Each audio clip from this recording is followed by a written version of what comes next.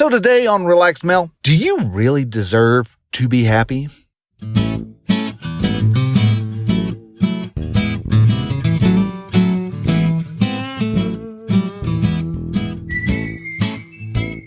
Hello and welcome to Relaxed Mel, a podcast that helps men change their relationship with themselves. I am your host, Brian, and I am a men's life and mindset coach who is here to help you understand that you don't have to suffer at your own expense. You can live your dream, and I encourage you to set, then pursue your goals. So join me as I change the mindset and attitudes of men so that they can be the leaders of their families and their destinies. Hello, men, and welcome to the Relaxed Mel podcast. I am Brian, an outdoor men's life and mindset coach. This is a podcast that helps change the mindset of men and show them that they are capable of achieving anything they set their mind to. I want to help these men see that their dreams are still waiting to be picked up and pursued. You can change how you look at things like anxiety and stresses that you feel. Your happiness is in your hands. So today I want to talk about whether or not you actually deserve to be happy. And the reason that this thought has come up is because I have a list of affirmations that I like to read every morning. And going through there, one of them I wrote down was, I deserve to be happy. And that got me to really thinking, is like, do I really deserve to be happy? Is this a right that I have to be happy? You look at things like the Constitution of the United States says you have the right to life, liberty, and the pursuit of happiness. And it's not that you have a right to be happy. You have a right to pursue happiness. You can chase happiness all you want. You have that right. So do you have a right to be happy? And that's the question that I want to address today, because the answer is, to not bury the lead, the answer is yes and no. Yes, you do deserve to be happy, but with a very steep caveat. While most of it is, no, you don't deserve to be happy. And so to look at this, let's kind of start with the negative. We'll end on the upside, so to speak. To start with, do you deserve to be happy? Well, no, not really. Because a lot of people, and how I interpret hearing I deserve to be happy, is that you, metaphorically, you are expecting people to go out of their way to make sure that you are happy. When I hear I deserve to be happy, you're feeling entitled that you have the right to be happy, and that you should be, and people should make sure that you are happy. This is a problem that is the reason for so much downfall and so much divorce in today's society, is because people get married. It's great. It's wonderful. Everybody's Twitter pated, and everybody's happy and all that. And about 6 months in, all of a sudden, the newness kind of starts to wear off, and you're getting complained to about leaving the lid up, and you leave trash everywhere, and she's, you get home, she's either getting ready, she's fixing to leave and go out with her girlfriends, or she's doing something else, or she's supper, you were hoping to have something nice cooked or be able to go out to eat with the wife, and, she's not cooking. She doesn't want to feel like doing it. She doesn't want to do it. The house, you may come home and the house is a mess, and it just irritates the snot out of you. And all of a sudden you realize that the marriage isn't quite as happy and as fairy tale ending like as you thought, because you were told, everybody lives and gets their happily ever after. So why can't, apparently we start to think, well, I must have screwed up someplace. I've chosen the wrong woman. I thought she was going to make me happy. I thought I deserve to be happy in this relationship. So why am I not happy? And so you start developing a level of animosity and regret and all these negative emotions start going through your mind. And that emotion starts going through your body, and you're not feeling happy. You're feeling all these other negative emotions. You're not feeling wonderful and joyous as you have been led to believe. But don't you deserve to be happy? Don't you deserve to have a happy relationship? Don't you deserve to have a happy marriage? Well, yes, you do. But the misunderstanding is that you're pointing that who is supposed to make you feel happy? Is it your wife who's supposed to make you happy, or is it somebody else? And the problem that a lot of people face with that is the fact that, and you're going to hear me state this a lot through this whole podcast, is nobody can make you feel anything. And since nobody can make you feel anything, that means also that when you are with somebody, when you are married to somebody, they can't make you happy. They can't make you mad. They can't make you sad. They can't make you feel depressed. Everything you feel is done by you. So if you're demanding to be happy, a lot of times you're barking up the wrong tree.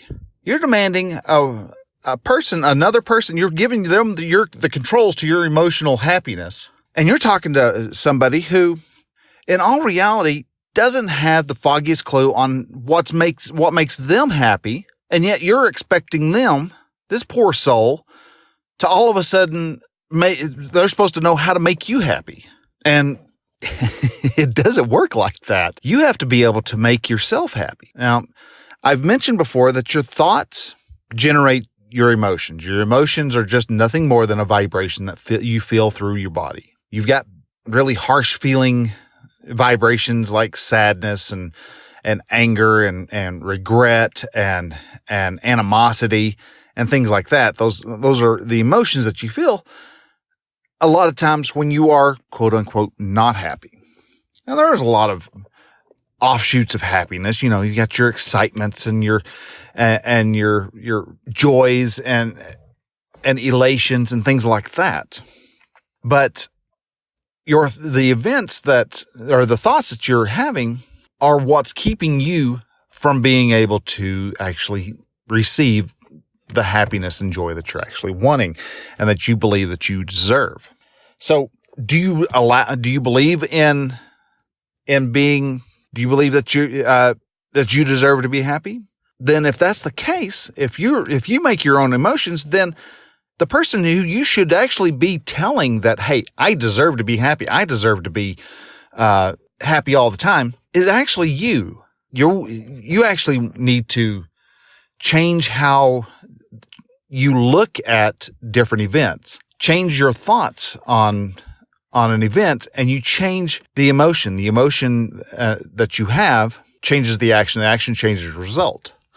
So if you change how you come in and you're expecting the house to be clean and the wife has not done anything, you've got dishes sitting in the sink that's been there for 3 days, and that's irritating you. Well, why is that irritating you? Are you expecting her to do the dishes? A couple of actions that could be done there is, one, you could actually let her know, hey, this is something I kind of expect to happen. And you can tell her the expectations. You can give her a manual of what you think needs to be done. And dear darling wife, she can go, okay, yeah, I see that those are what you want done. I'm not going to do that. You can't, from there, you now know you have an expectation that she's not going to do the dishes every day. So you can either be resentful and angry about it and come in and start griping at her all the time, and that's not going to make matters anything any better.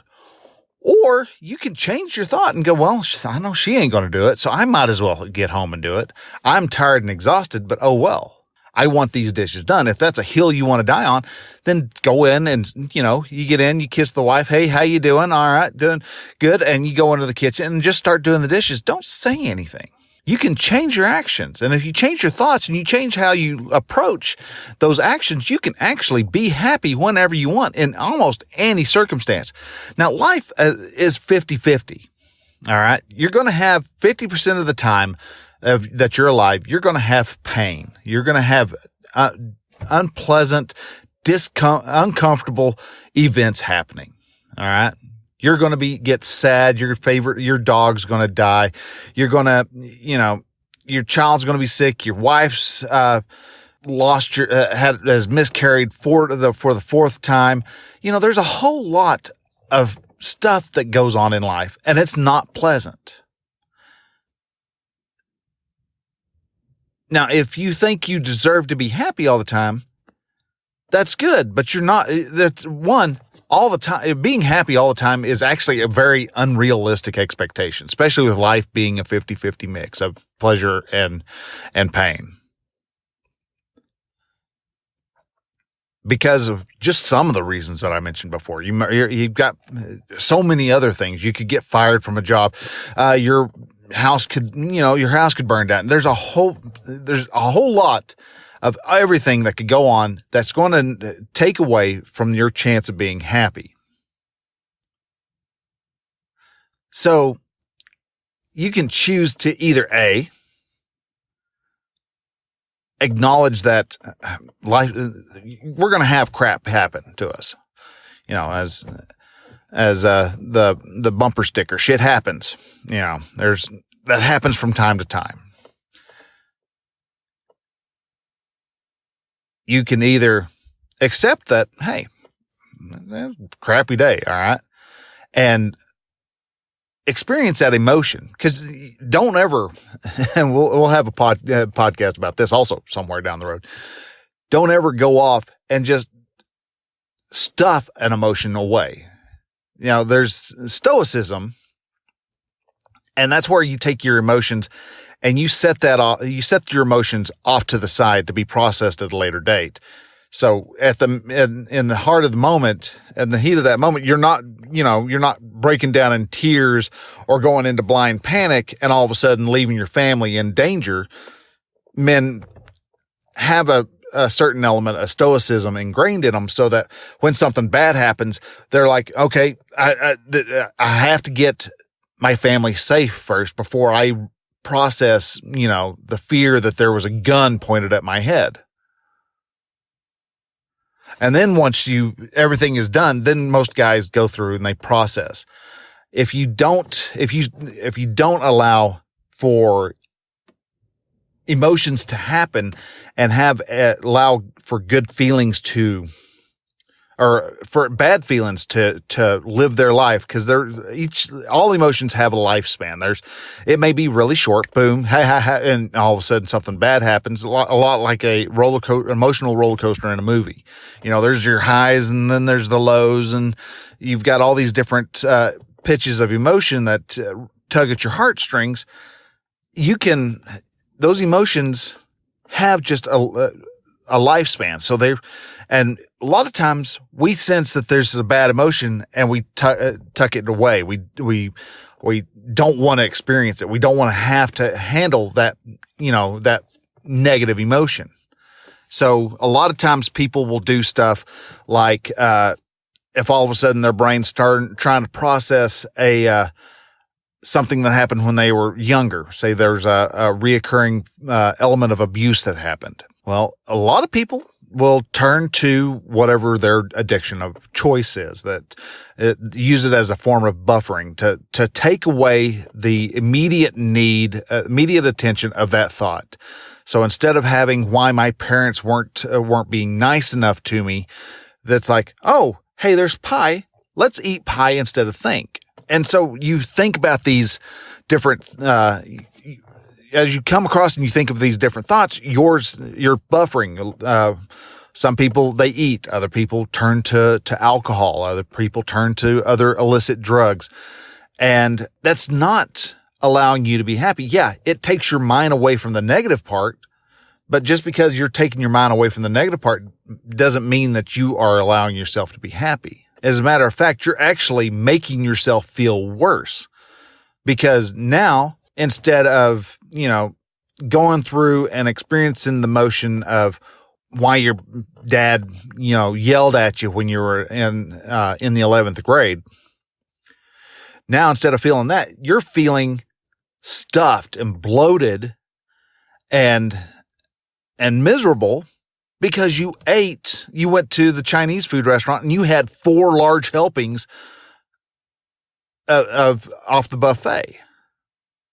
And I know I love Chinese buffet, and there's many times I walk out of there and I am stuffed stupid. Why? Because I overeat. Why do I overeat? Because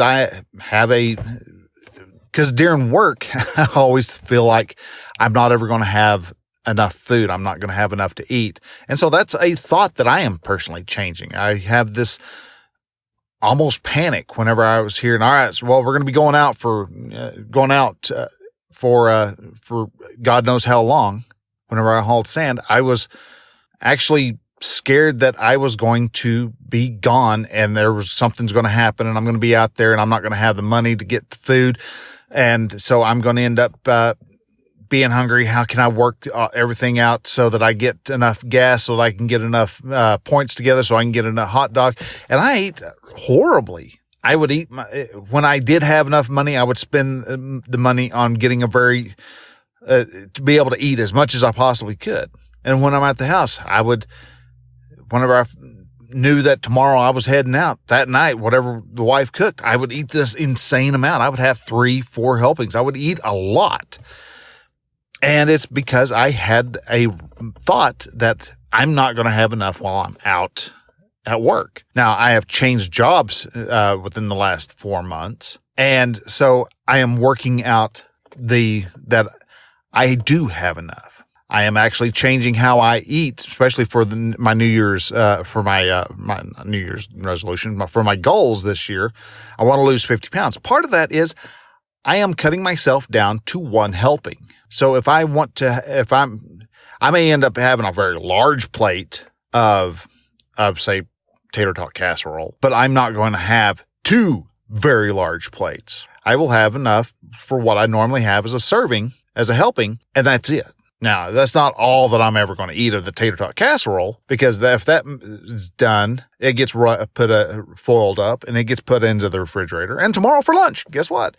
I don't normally have a large lunch helping, but I will have a helping of tater tot casserole. And the following lunch, I'll probably have another helping of tater tot casserole, because supper will usually end up being something completely different. So I've been able to change my thought, which is changing my actions or changing my emotion about food. So I will be able to lose that weight this year. So I'm greatly decreasing the amount of calories I'm bringing in. And I'm actually starting to move at a minimum of 15 minutes a day. So I have got a very dedicated walk of 15 minutes a day.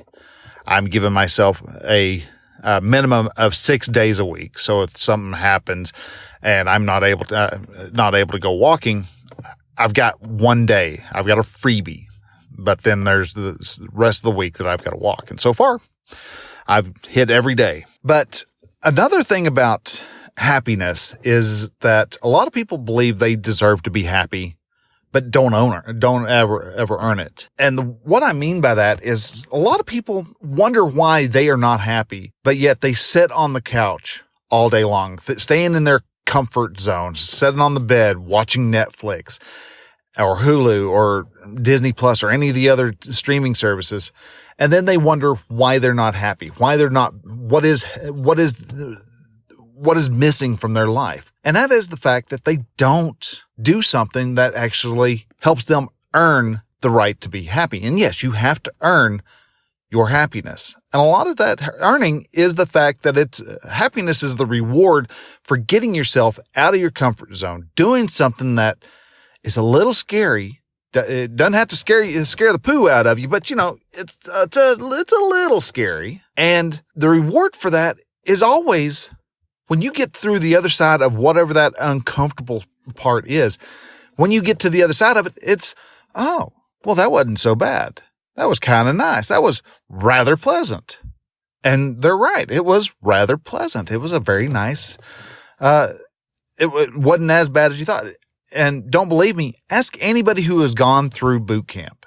They will say, well, at the time they were going through it, it sucked. But they look back on that almost in a nostalgic form. Oh yeah, I remember back when we would go and run this and so, they would have these wonderful and intricate stories about what they were experiencing when they went through boot camp. I mean, I remember, I was in the Navy and I remember going, after going through what we call Hell Week, which was our week in the mess, is what it actually was, working in the mess hall.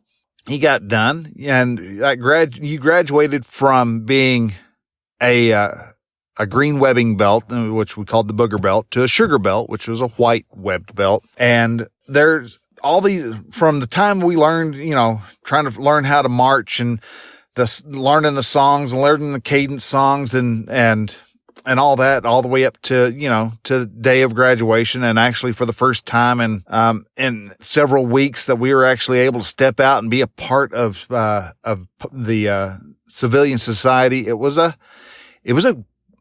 experience. And it was, when you got out, you felt better. You felt great. And you're like, yeah, all right, we can do this. You feel like you can take on the world almost. And that is because we earned the happiness of going through the hell that was boot camp. There's a reward for doing the hard work. So if you're unhappy, but you won't go outside, or you don't like to go outside, well, then why don't you try going outside? Do that one thing. You're going to feel a resistance. You're going to want to do something, and you're going to come up with every excuse known to man not to do that. So instead of listening to that excuse, listen to it and go, something's behind that curtain.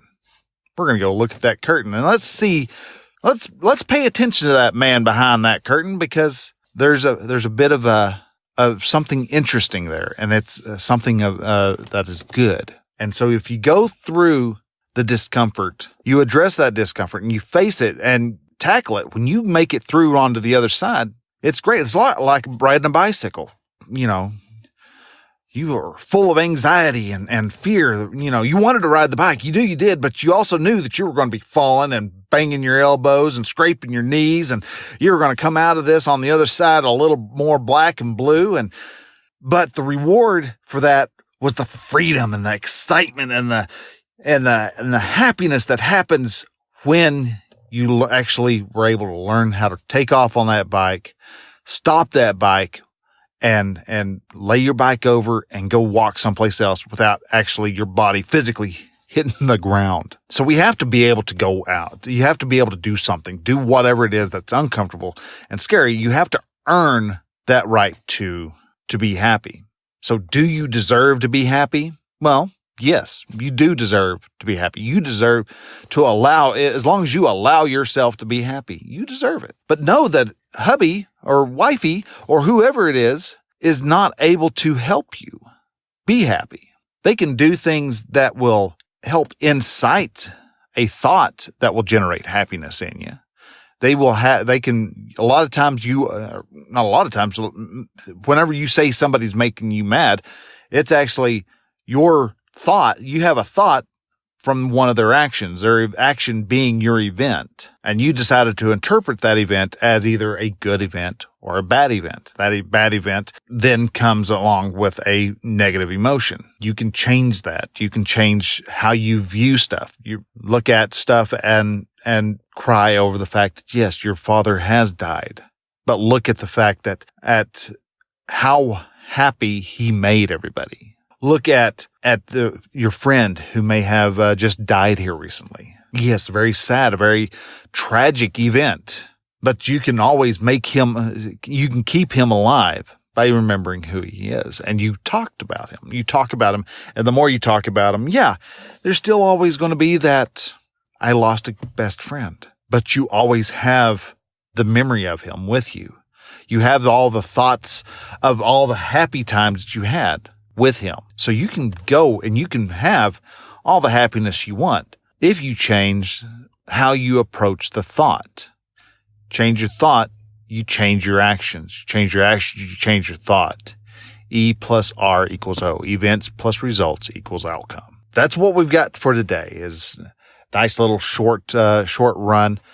Want to talk real quick. Got my live event that is coming up in May of 2002, actually May 7th to May 10th. We are going to be out in Western Oklahoma, and it is going to be a great time where we're going to get together and camp, and we're going to experience what's called the 3-day effect. This is where you sit out you get out into Mother Nature, and without your electronics, you start slowing down. You start approaching different events, different problems, different obstacles in your life in a completely different manner, because your brain is not tied to the electronic devices that you've got and whether they're giving you little hits of dopamine like they're designed to. You're now looking around, and all of a sudden you're going, I never noticed that grass being that dark of a green before. The way the wind whistles through the trees is such a haunting, beautiful sound. You start hearing the ducks out on the pond. If we've got enough water, you will have. There's a little pond out by where I'm at, and if you want to fish, then make sure you have your fishing license and all that. But when you show up, we're going to be having different coaching events, different little coaching sessions with everybody, and help them with their stuff. And then on top of that, every night, we're going to end up having a mastermind where we all get together. And yeah, it means you have to come in, and you'll come to the group with a problem, and we're going to help everybody. And by understanding what they're facing, and everybody's got a different line of approach for the different problems that they face. So you're going to be able to go, and I've been saying that as you're going to come in with an obstacle and you're going to leave with a plan. This was going to help so many men. Those that come, they're going to leave with a changed mindset and a changed attitude, and they're going to be more determined to actually find a solution to what their problems are. And that's what I want to be able to help them with is find out what the problem is, approach that problem, and do so out in the sun and the air of Western Oklahoma. So if you are interested, please go to relaxedmale.com/live event and sign up. The price is going to be a little steep, but you're also getting a lot of great value with that for that price. You're getting coaching and masterminding that's all mixed in together for 4 days. So sign up and we'll see you in May. And like I said, you'll come there, you're going to have an obstacle, but you're going to come home and you're going to have a plan on achieving and beating that obstacle. So this is Brian with Relaxed Male, thanking you again for taking the time to listen to me, and we will see you next week. So till then, stay productive, man. Bye.